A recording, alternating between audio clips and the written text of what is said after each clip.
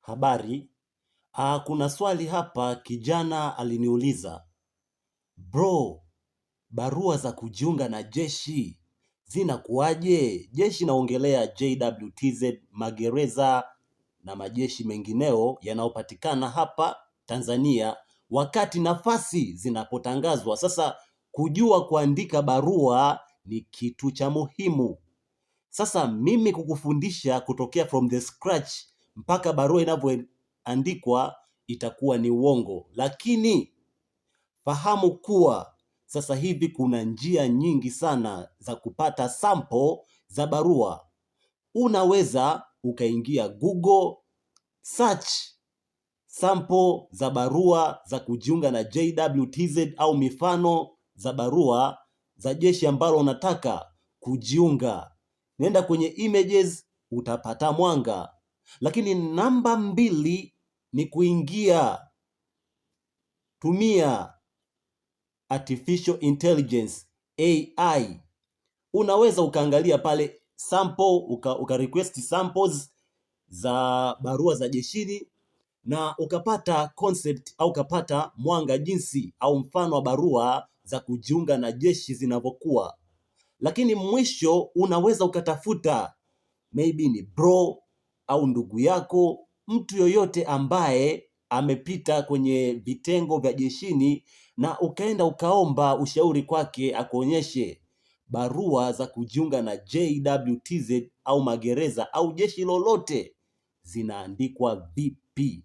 Hasa kuna vitu muhimu vya kuzingatia pindi unapoandika barua hiyo ya kujiunga na jeshi lolote, iwe magereza, iwe zimamoto, iwe polisi, iwe JWTZ pamoja na majeshi mengineyo.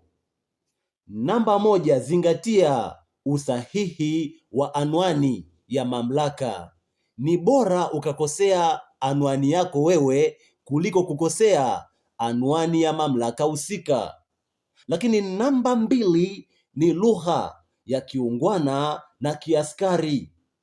Tumia lugha rasmi, mfano Kiswahili kiwe fasaha.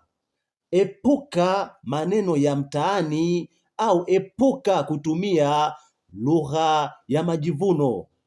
Ndani ya barua yako onyesha utayari wa kutumikia taifa kwa nidhamu na uaminifu. Namba 3, ndani ya barua yako taja sifa muhimu zinazokufanya uwe na sifa za kuwa askari.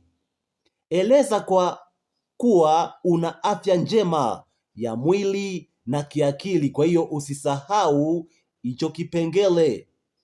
Namba 4, usafi. Barua yako usiwe umefutafuta, umekatakata au umetumia collection fluid. Mwisho, usisahau kusaini. Sahihi yako ni muhimu mno.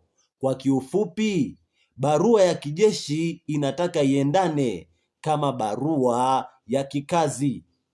Bwane, nikutakie siku njema. Mungu akubariki. Kila la heri.